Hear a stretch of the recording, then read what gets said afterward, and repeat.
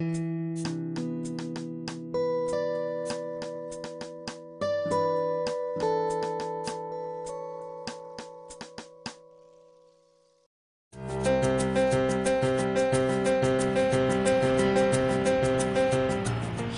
are on a vast urban migration. By 2050, an estimated 70% of the world's people will live in cities, up from the current 50% recorded in 2010.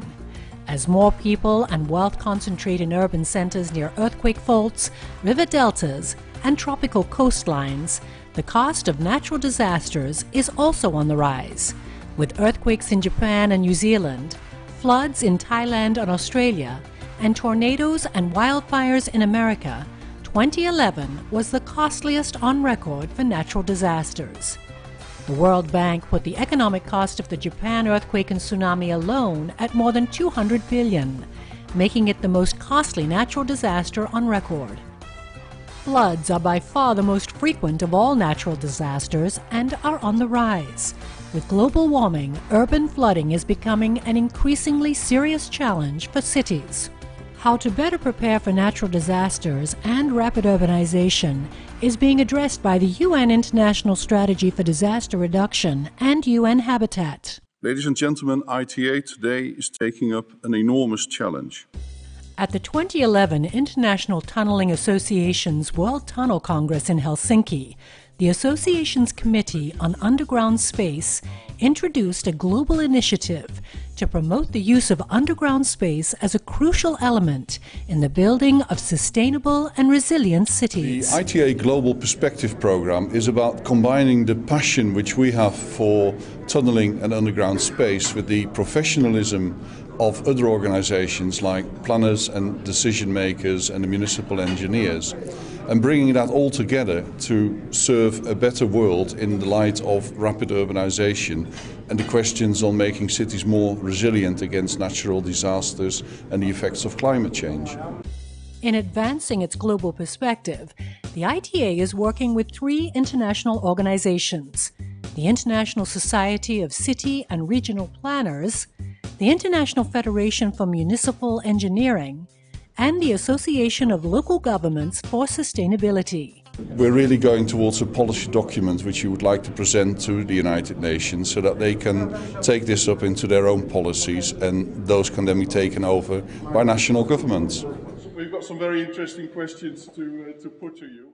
Speaking via satellite, the Deputy Director of the United Nations International Strategy for Disaster Reduction welcomed the initiative and held up the iconic smart stormwater management and road tunnel in Kuala Lumpur as a perfect example of a dual-purpose project that addresses disaster prevention and sustainability, and that has paid for itself in 3 years by preventing the economic losses from severe flooding that has plagued the city in the past.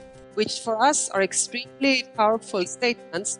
When it comes to earthquakes, mounting evidence shows that the underground is one of the safest places to be during one. Retired Professor Tatsuya Hanamura personally surveyed the damage following the magnitude 9 earthquake and tsunami that devastated cities along Japan's eastern coastline in March 2011. The tunnels were very safe in this earthquake. No major damage was reported in the urban subways and intercity railway tunnels. Invited speakers gave other examples of cities that are embracing the underground: Seoul, South Korea, Tokyo, Japan, and Montreal, Canada, all have vast underground shopping districts. A former Montreal planner cautioned that the subsoil of cities is also becoming congested, with the uncontrolled invasion of pipes, tunnels, and conduits. It is largely in response to these problems that the need is felt worldwide for a rational planning of the urban underground space. When it comes to the underground, no city has done more than Helsinki. With 400 underground spaces and reservations for 200 more, it is the first city in the world to adopt an underground master plan. The deputy mayor says a master plan is possible because the city sits on competent bedrock, owns 60% of the land, and all the utilities. So it means that there, in one hand, there is many opportunities and we can control our development. Preservation, not population pressure, is driving the first tunnels in the capital city of the Baltic nation of Latvia. We have probably one of the biggest UNESCO World Heritage Sites in Europe, so the streetscape may not be changed. It should remain as it was constructed initially in 18th and 19th century.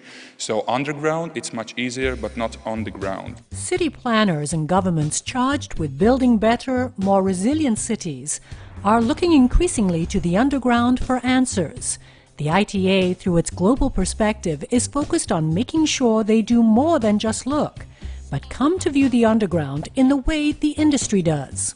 Because we as advocates of tunneling and underground space use are passionate about what we can achieve. We firmly believe that these challenges cannot be met without considering the use of underground space. The ITA's global perspective continues here in Bangkok, with a focus on the challenges of planning more sustainable cities, and wraps up in Geneva next year with an investigation and discussion on the decision-making process that will prepare the world's cities to accommodate ever-growing populations in a changing world.